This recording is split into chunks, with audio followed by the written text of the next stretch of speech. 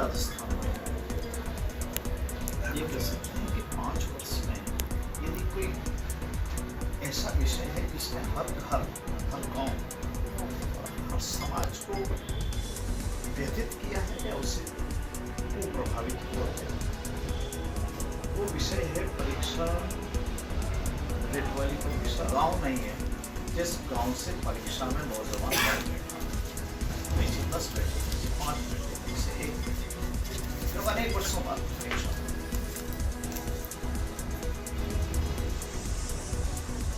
परीक्षा में जो तरीका अपनाया गया, सामान्यतः हमारा जो प्रश्न पत्र होता है, प्रश्न पत्र पुलिस की निगरानी में, कस्टडी में, डबल लोक में होता है, अनेक बार जीपीओ में रखे गए, अनेक बार बैंक में रखे, पुलिस थानों में रखे गए।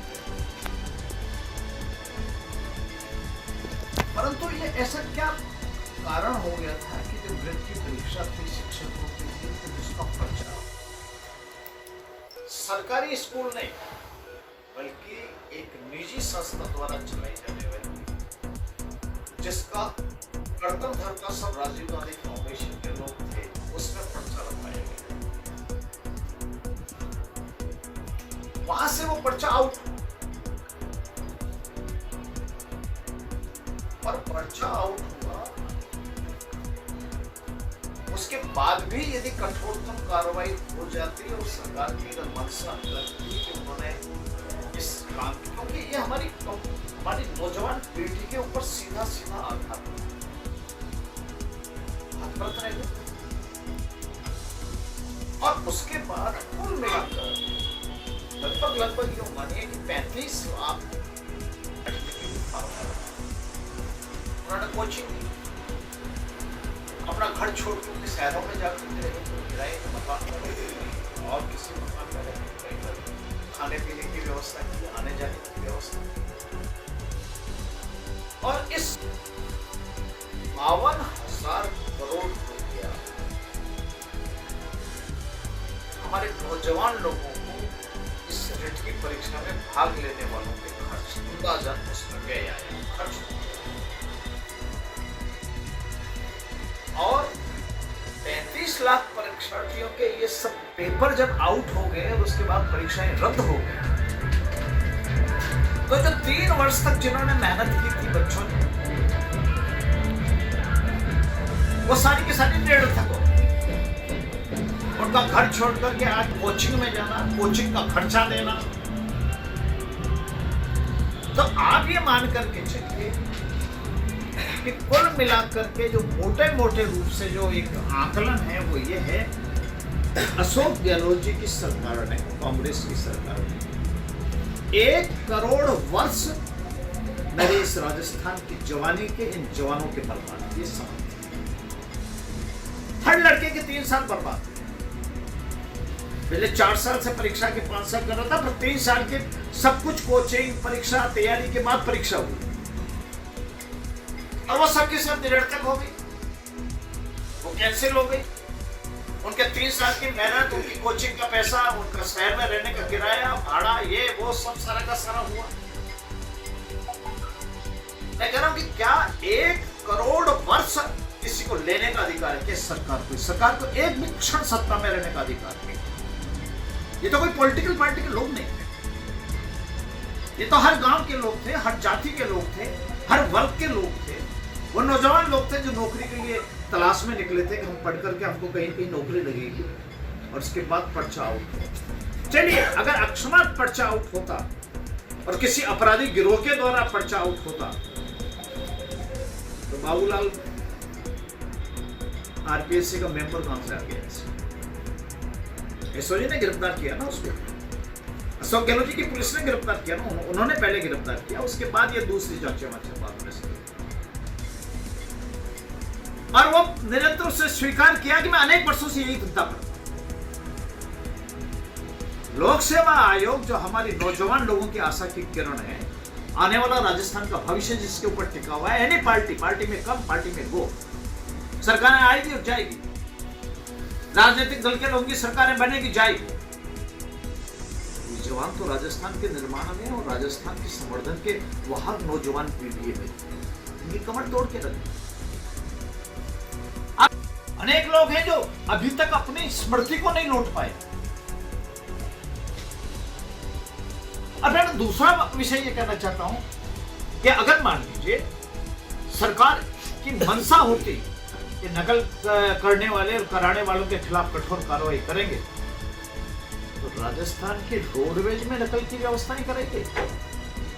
एक केंद्र से जिन परीक्षार्थियों को ले जाया जा रहा था उदयपुर के केंद्र के ऊपर, वह रोडवेज, राजस्थान के रोडवेज किराए पे दी गई और उसके बाद उस रोडवेज में बैठ करके पर्चा आउट करके और उनको हल करवाया गया। ये तो इनके प्रमाण है, ये खुद बोलते हैं।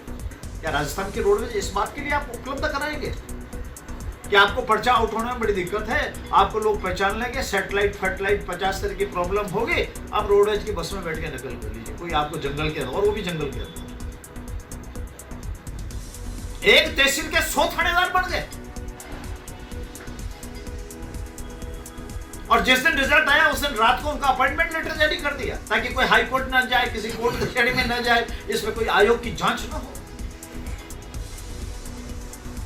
मैं आपसे केवल इस विषय पे बात करना चाहता हूं कि राजस्थान के नहीं, सारे हिंदुस्तान में एक ऐसा कर्म है इनका जिस कर्म के आधार पर सरकार को जाना चाहिए, उसका परिणाम उनको भुगतना चाहिए और इसकी कीमत इनको अदा करनी पड़ेगी, आने वाली इनकी पीढ़ियां अदा करेंगी।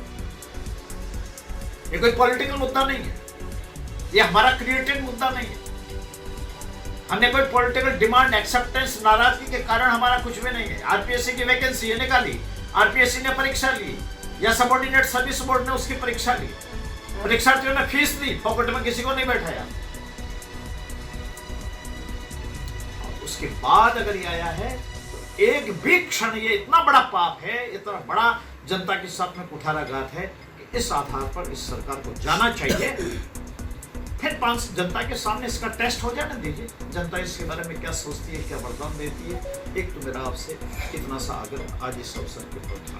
नहीं, आपकी सरकार आती है तो क्या जो बेरोजगार चक्रवर्ती ब्याज सहित हिसाब चूकता करेंगे, बच्चों को कंपनसेट करेंगे, उनको जो क्षति इस सरकार के कुकर्म से हुई है, क्योंकि सरकार है, इसे सरकार आ जाने के बाद इन बच्चों को कंपनसेट करके इनको जीवन को ठीक दिशा में ले जाने का प्रयास करेंगे। हम इस बात की गारंटी है। एक दूसरा विषय है, अभी गहलोत सरकार ने संविदा कर्मियों को परमानेंट करने की घोषणा की थी और ये भी सत्य है, करीब 1.25 लाख के समथिंग संविदा कर्मी है और किसी को भी, यानी उनसे कागज़ की वेरिफिकेशन करा ली, कई बार उनसे फॉर्म भरवा लिए और उनको आज तक परमानेंट नहीं किया। आपकी सरकार आती है तो उनके साथ कैसा व्यवहार करेंगे? मैंने आपसे एक निवेदन किया, हमारा घोषणा पत्र आ रहा है, ये सब विषय घोषणा पत्र में पिछली बार भी जब हम सरकार में आए, इसलिए मैं अपनी बात अगर पूरी करूँ फिर आपके प्रश्न का उत्तर भी दूंगा।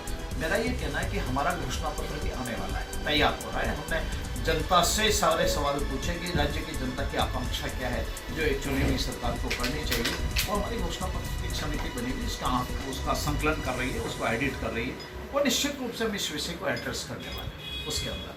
तो वो मैं घोषणा पत्र का किस समिति को ये सब कुछ करना है और वो उसका एडिटिंग चल रहा है, तो निश्चित रूप से उसमें कोई न कोई इसकी व्यवस्था होगी। मैं आज इतनी बात कह सकता हूँ, पर मैं ये कह सकता हूँ कि हमारे कारण किसी को निराशा नहीं होगी। एक विषय ये था, पर यह विषय ऐसा है कि इस विषय को हम साइड ट्रैक नहीं कर सकते। ये एक इशू, बड़ा इशू है जिस विषय पे हम सब लोगों को पढ़ना है। दूसरी बात हमारा ये मानना है, ये क्या कारण है कि राजस्थान से लगा हुआ हरियाणा है, वहां जो बाजरा है वो 2300-2500 रुपया समर्थन मूल्य के साथ मंडी में किसान बेच रहा है, और राजस्थान सरकार ने, क्योंकि तो मंडियों को देना, बाकी तो जो कमी बेसी है वो तो सरकार देगी, भारत सरकार देगी। मिनिमम सपोर्ट प्राइस भारत सरकार ने घोषित कर दिया, राजस्थान में लागू क्यों नहीं कर?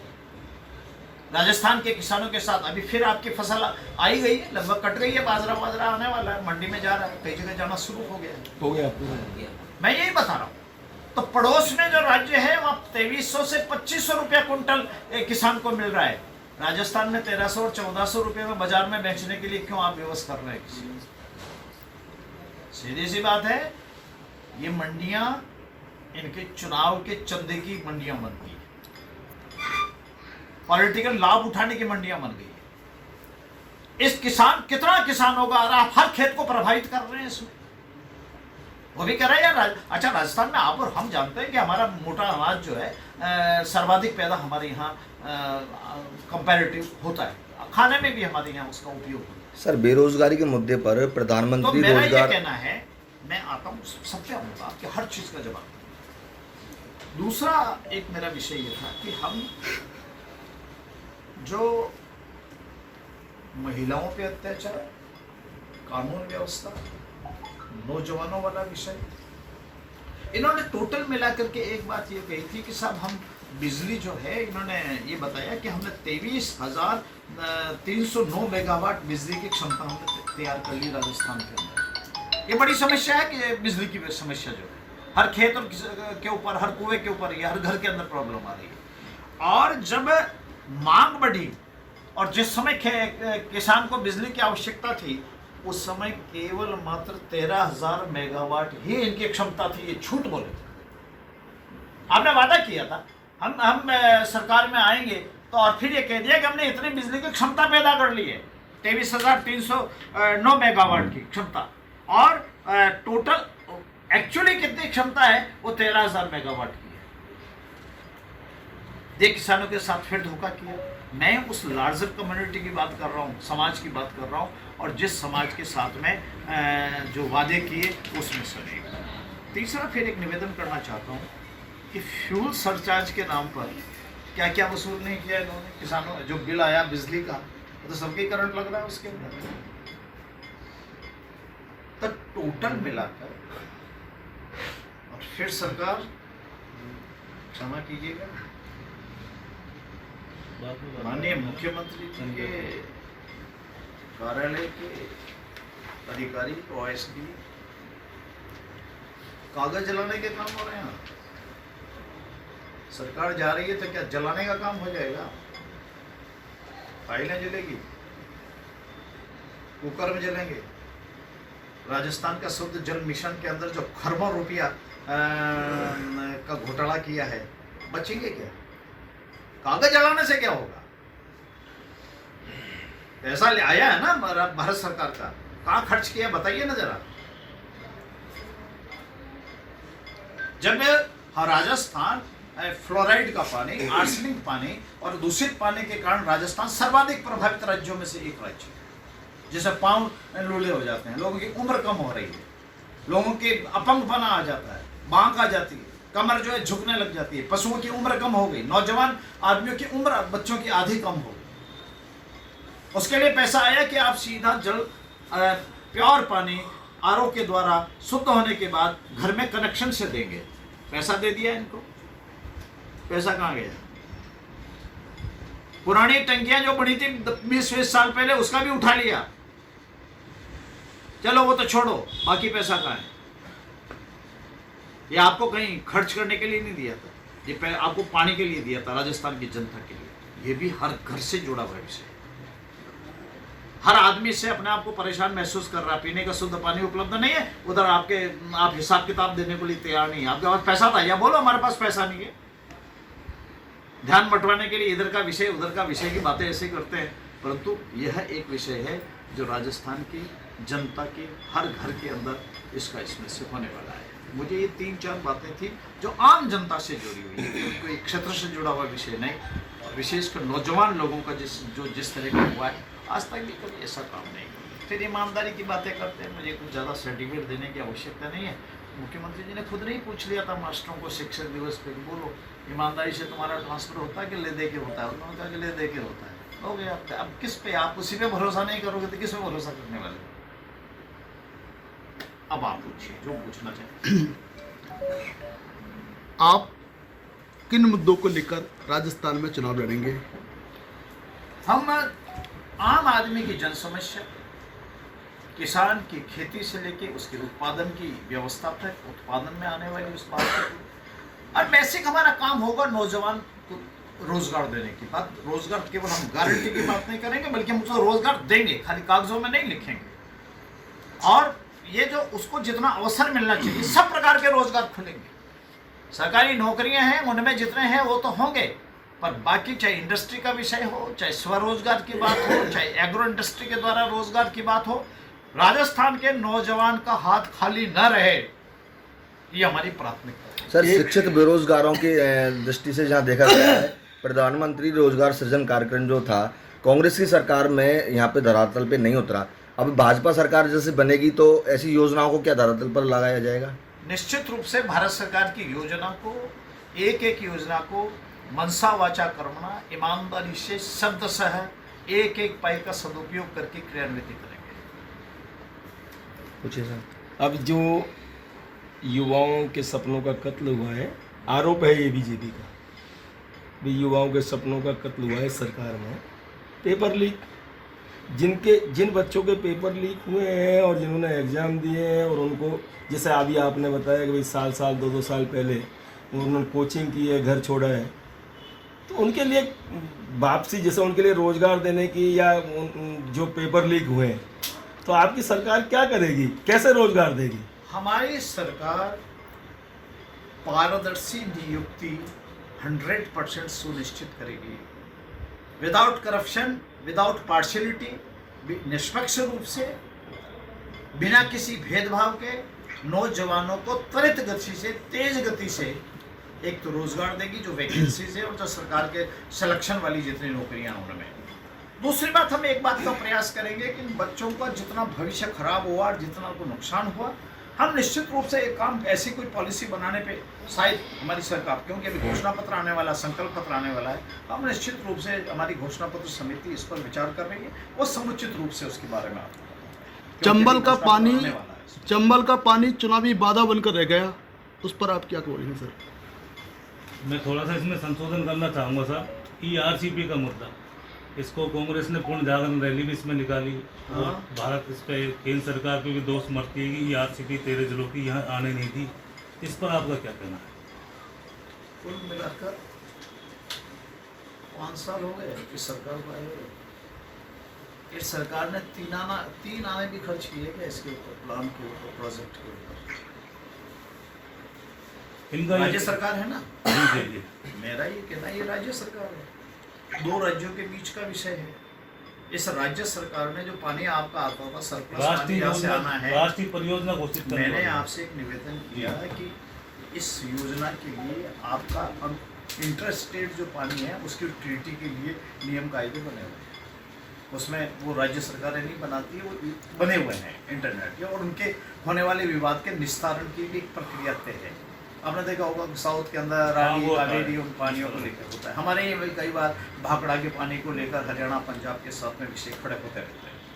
हमारा कहना है कि इस सरकार ने 1 घंटा भी इसके ऊपर कभी बात करी कि चुनाव के पहले खाली कागजी बातें करते हैं। अगर राजस्थान सरकार को इसकी आवश्यकता थी या इनके ऊपर इतने सिंसियर और ईमानदार थे, कर लेते ना, कौन मना कर रहा है? ये कहना कि भारत सरकार ये करे और वो करे, योजना तो आपने बनाई ना, बनाना चाह रहे हो ना आप, एक विचार आया, बनाई तो किसने? बनाई तो है ही नहीं उन्होंने।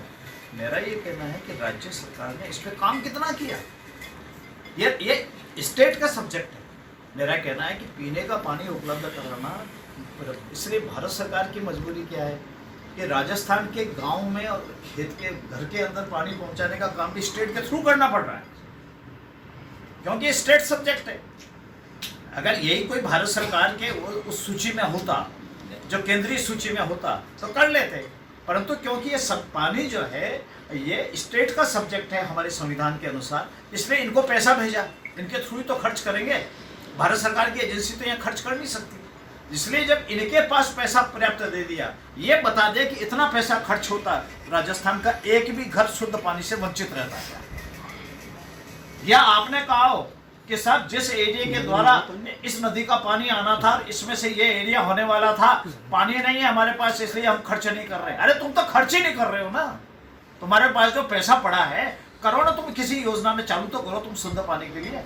केंद्र से जो बजट आया है जल जीवन मिशन के लिए, और उसका बीजेपी का आरोप है उसका दुरुपयोग ही हुआ है, कई बार कई जगह छापे भी पड़े। तो क्या अभी सरकार जब बीजेपी की बनती है तो क्या वो जांच के दायरे में रहेंगे? भारत सरकार और राजस्थान सरकार, ये जो पानी को लेकर जितना पैसा आया ये जनता का पैसा है, राजस्थान की जनता के लिए आया हुआ पैसा था, राजस्थान की जनता के कंठ की प्यास बुझाने के लिए आया हुआ था, और मटकी लेकर के पानी लाने वाली बहन के उससे मुक्ति दिलाने के लिए घर में टूटी लाने की व्यवस्था की बात कही गई थी। इसलिए हम इसका चक्रवृद्धि ब्याज सहित तो इसका हिसाब चुकता करेंगे, जो भी दोषी लोग, इसकी जांच भी होगी और उसके परिणाम आकर के केवल हम जांच तक सीमित नहीं रहेंगे, इसको क्रियान्वित भी करेंगे, हर घर तक पानी पहुंचाने का राजस्थान की जनता पे सर पेट्रोल डीजल और गैस जैसी चीज़ों की जो मार पड़ी है, जहाँ पर भाजपा शासित प्रदेश जो हैं उनकी एवज में राजस्थान में पेट्रोल डीजल की जो महंगाई है उसने आम आदमी की कमर तोड़ दी। उसका एक काम है ना, वेट कम नहीं कर रहे हैं ना, ये स्टेट का सब्जेक्ट है। भाजपा की सरकार आती है तो सर क्या दामों में गिरावट आएगी? हम आम जनता को हर क्षेत्र में राहत देंगे।